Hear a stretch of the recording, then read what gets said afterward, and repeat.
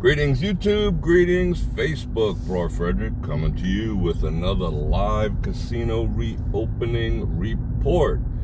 As you can see, I am now leaving the Luxor. I'm gonna manhandle these speed bumps real quick. I gotta start my videos after these damn speed bumps.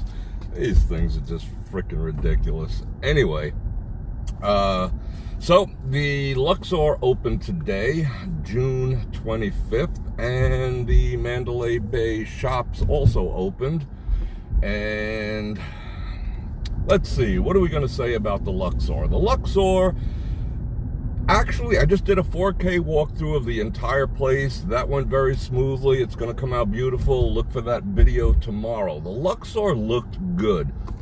It was sparkling clean. I mean, cleaner than I've probably ever seen it, and I've been around since the reopening, so the Luxor definitely was looking good. As far as the turnout goes, as you can see by the traffic, not too much. Granted, it's a Thursday, but Thursday is Friday, and by Las Vegas standards, wasn't that much of a turnout. I actually got to park on the absolute ground floor, and I counted, well, I didn't count, but I saw maybe 30 to 40 cars down there. There's people coming in now because it's check-in time, about 2 o'clock. Most of the license plates were from California. Saw a couple of Nevada license plates. So there's a lot of Californians who came and took advantage of whatever deals they have going on today. And the reservations were, it was a pretty steady stream. I was surprised. A more steady stream than I've seen at any other opening, except for the Wynn. And we'll talk about the Wynn in a minute. But as far as the opening itself, it happened at 10. There were some executives on the floor to greet people, but honestly, there wasn't that many people to greet in the first place. The place was, as you'll see in the video tomorrow, it was fairly empty, and not a knock on them, but it didn't open to very much fanfare. I'm not going to do the mask to no mask ratio any longer because, as we all know, masks are mandatory as of tomorrow. And I'm going to go back and visit all the casinos that I've done so far and see if it's there's compliance, number one, see how they're handling it. Every entrance in the Luxor had a glove and a mask dispenser. Unfortunately, I noticed very many of them were empty. I went to use some hand sanitizer because I just like to use everything. So I went in there. I found 3 that weren't actually working. They were kind of dripping on the floor. So maintenance, get on top of that.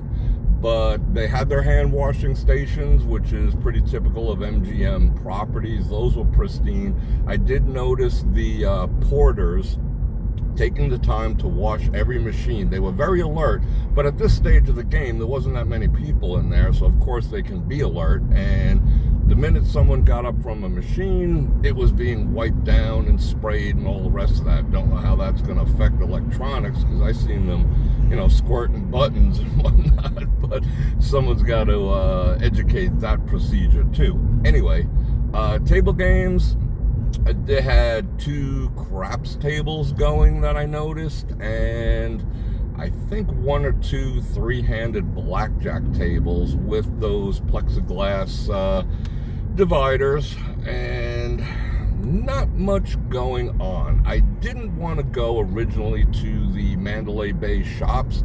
I figured I'd wait till the grand opening of Mandalay Bay, which is on the 1st of July, but I did it anyway. I had some time. Unfortunately, for opening day, a Pandora is just gone. A lot of the places in there are just gone. So that place, I would say, is at 50% occupancy right now. Not that it's that large, but out of that 50%, another 50% were actually open. So there was about 5 stores open, including Peter Lick's Gallery.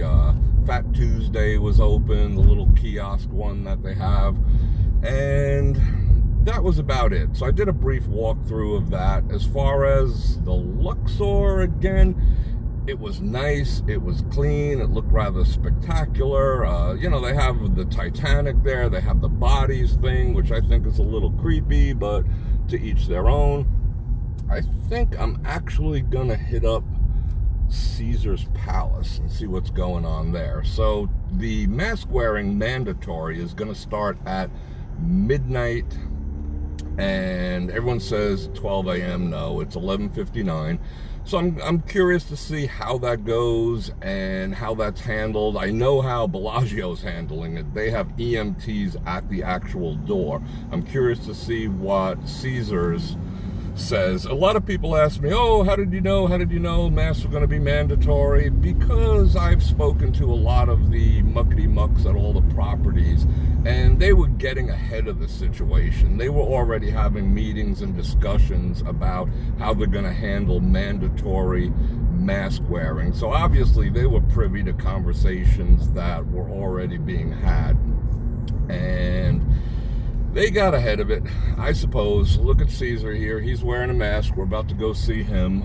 Probably going to walk through the Forum shops and see what the activity is in there. And getting back to the Wynn, I would have to say, out of all the properties so far, which has been, I don't know, 10 or 15 that I've gone to, and I'm going to redo a lot in the 4K. Got a little different strategy, whoa, slow down there. Little different methods going on, so I'm going to go back and redo them. But the Wynn, out of all the properties so far, had the best reopening. It might not have been as many people as you might have expected, but it was in the middle of a pandemic, so it is what it is. But they maintained their enthusiasm and their excitement and their warmth and their greeting and everything to make a customer feel welcome back into their property. They maintained that, and it wasn't going through the motions. It was a genuine emotion. They actually enjoyed opening up. So as far as fanfare goes, as far as excitement goes, the Wynn so far has been the best, seconded to, I'd say it was a tie, the Bellagio and the Venetian. Those did and the Palazzo, and they did probably the best reopenings. The larger corporate properties, the MGM and the Caesars, are just like, hey, we're open, come on in. And that was about it. And what do you expect? I wasn't expecting to watch people get their asses kissed or anything, but it was nice to be welcomed in such a grand fashion at the Wynn. That was awesome. They'll always have my respect, and they'll always have my business. And on that note, Bror Fredrik out.